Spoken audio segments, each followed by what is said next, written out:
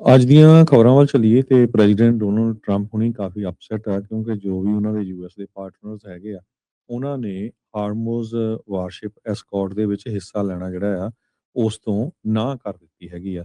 ਆਪਾਂ ਸਵੇਰੇ ਵੀ ਤੁਹਾਡੇ ਨਾਲ ਖਬਰਾਂ ਸਾਂਝੀਆਂ ਕੀਤੀਆਂ ਸੀ ਭਈ ਮੈਜੋਰਟੀ ਜਿਹੜੇ ਮੁਲਕ ਆ ਉਹ ਹਾਮੀ ਨਹੀਂ ਭਰ ਰਹੇ ਹੈਗੇ।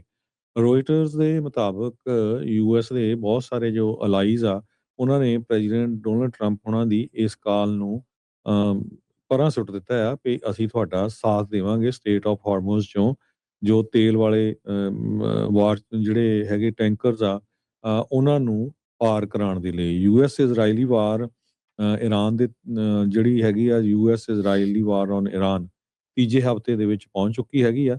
ਜੋ ਸਟੇਟ ਆਫ ਹਾਰਮੋਜ਼ ਆ ਬੜੀ ਕ੍ਰਿਟੀਕਲ ਆ ਕਿਉਂਕਿ 20% ਦੁਨੀਆ ਦਾ ਤੇਲ ਇਨ ਜਿਹੜਾ ਤੇ ਲਿਕੁਇਫਾਈਡ ਨੈਚੁਰਲ ਗੈਸ ਇੱਥੋਂ ਜਿਹੜੀ ਨਿਕਲਦੀ ਹੈਗੀ ਆ।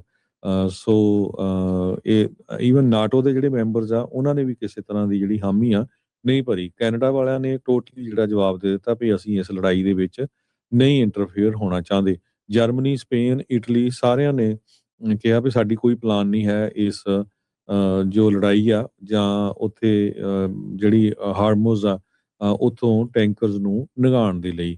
ਕਹਿੰਦੇ ਵੀ ਯੂਨਾਈਟਿਡ ਨੇਸ਼ਨ ਦੇ ਵਿੱਚ ਮੈਂਡੇਟ ਨਹੀਂ ਹੈਗੀ। ਯੂਰਪੀਅਨ ਯੂਨੀਅਨ ਜਾਂ ਨਾਟੋ ਨੂੰ ਜਿਹੜਾ ਰਿਕੁਆਇਰਡ ਹੁੰਦਾ ਹੈ ਬੇਸਿਕ ਲਾਅ ਦੇ ਤਹਿਤ ਜਰਮਨ ਦੇ ਚਾਂਸਲਰ ਫਰੈਡਰਿਚ ਮਾਰਜ਼ ਹੋਣਾ ਨੇ ਇਹ ਦੱਸਿਆ ਹੈਗਾ ਆ। ਵਾਈਟ ਹਾਊਸ ਦੇ ਵਿੱਚ ਇੱਕ ਮੀਟਿੰਗ ਦੇ ਦੌਰਾਨ ਪ੍ਰੈਜ਼ੀਡੈਂਟ ਟਰੰਪ ਉਹਨਾਂ ਨੇ ਬੋਲਦਿਆਂ ਇਹ ਕਿਹਾ ਸੀ ਭਈ ਅਸੀਂ ਇਕੱਲੇ ਵੀ ਠੀਕ ਹੈਗੇ ਆ ਪਰ ਫਰਸਟ੍ਰੇਸ਼ਨ ਜ਼ਰੂਰ ਆ ਵੀ ਸਾਡੇ ਜਿਹੜੇ ਫਰੈਂਡਲੀ ਮੁਲਕ ਹੈਗੇ ਆ ਸਾਥੀ ਆ ਉਹ ਜਿਹੜਾ ਸਾਥ ਨਹੀਂ ਦੇ ਰਹੇ ਹੈਗੇ। ਅੱਜ ਦੀਆਂ ਖਬਰਾਂ ਵੱਲ ਚੱਲੀਏ ਤੇ ਪ੍ਰੈਜ਼ੀਡੈਂਟ ਡੋਨਾਲਡ ਟਰੰਪ ਹੁਣੀ ਕਾਫੀ ਅਪਸੈਟ ਆ ਕਿਉਂਕਿ ਜੋ ਵੀ ਉਹਨਾਂ ਦੇ ਯੂਐਸ ਦੇ ਪਾਰਟਨਰਸ ਹੈਗੇ ਆ ਉਹਨਾਂ ਨੇ ਹਾਰਮੋਜ਼ ਵਾਰਸ਼ਿਪ ਐਸਕੌਰਟ ਦੇ ਵਿੱਚ ਹਿੱਸਾ ਲੈਣਾ ਜਿਹੜਾ ਆ ਉਸ ਤੋਂ ਨਾ ਕਰ ਦਿੱਤੀ ਹੈਗੀ ਆ। ਆਪਾਂ ਸਵੇਰੇ ਵੀ ਤੁਹਾਡੇ ਨਾਲ ਖਬਰਾਂ ਸਾਂਝੀਆਂ ਕੀਤੀਆਂ ਸੀ ਭਈ ਮੈਜੋਰਟੀ ਜਿਹੜੇ ਮੁਲਕ ਆ ਉਹ ਹਾਮੀ ਨਹੀਂ ਭਰ ਰਹੇ ਹੈਗੇ।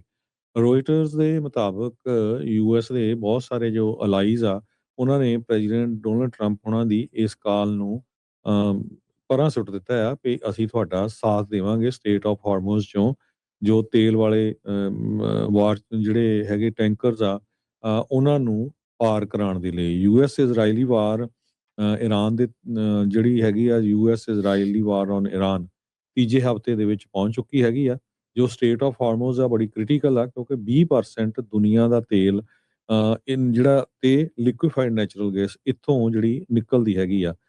ਸੋ ਇਹ ਈਵਨ ਨਾਟੋ ਦੇ ਜਿਹੜੇ ਮੈਂਬਰਸ ਆ ਉਹਨਾਂ ਨੇ ਵੀ ਕਿਸੇ ਤਰ੍ਹਾਂ ਦੀ ਜਿਹੜੀ ਹਾਮੀ ਆ ਨਹੀਂ ਭਰੀ। ਕੈਨੇਡਾ ਵਾਲਿਆਂ ਨੇ ਟੋਟਲੀ ਜਿਹੜਾ ਜਵਾਬ ਦੇ ਦਿੱਤਾ ਵੀ ਅਸੀਂ ਇਸ ਲੜਾਈ ਦੇ ਵਿੱਚ ਨਹੀਂ ਇੰਟਰਫੇਅਰ ਹੋਣਾ ਚਾਹੁੰਦੇ।